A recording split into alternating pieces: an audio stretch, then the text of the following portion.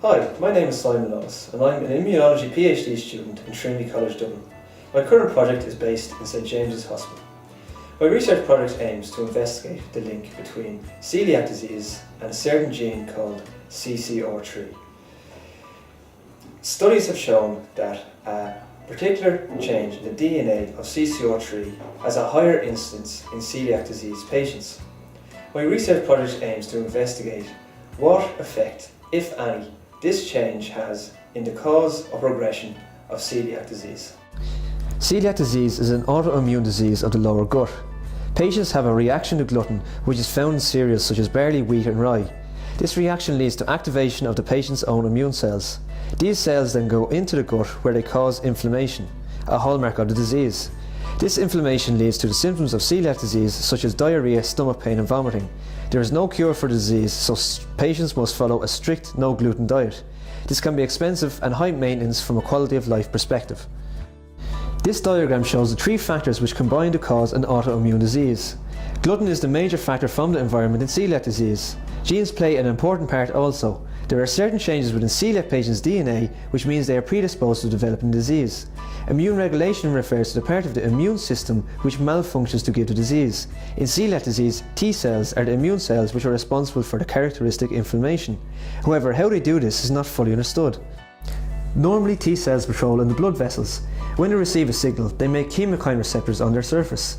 This tells them to migrate into the intestine lining. Here they react to germs and protect the body in a controlled way. When done, they receive another signal, produce a different chemokine receptor and move back into the blood vessel. In celiac disease, T cells act differently. Though not fully understood, they seem to migrate in strange ways. They could either go into the intestine when they shouldn't, or could produce an increased amount of chemokine receptor. When in the intestine lining, they are retained for a longer time, not moving back into the blood vessel. This could cause inflammation in celiac disease. My project focuses on the link between the genetic element of autoimmunity with the immune regulation element. We are interested in a single change associated with the DNA of the chemokine receptor CCR3. My research looks at a change in the DNA of CCR3. The red is a promoter sequence needed at the start of every gene. The yellow and grey represent the CCR3 gene. This gap represents a single change to the DNA. In celiac patients' DNA, a high proportion have this gap taken by a particular letter of DNA, represented by the green block. With a green block in place, this creates a binding site for a transcription factor. These are essential for starting the making of a gene.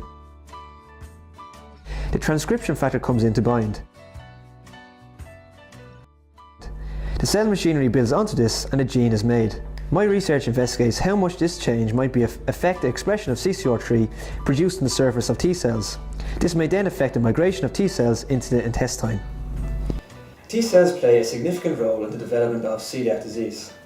However, they also play an important role every day in protecting our body from infection. Why T cells behave differently in celiac conditions is of great interest in the area of gastroenterology. Studies into this area will increase our knowledge of the disease and perhaps lead to more effective treatment in the not so distant future.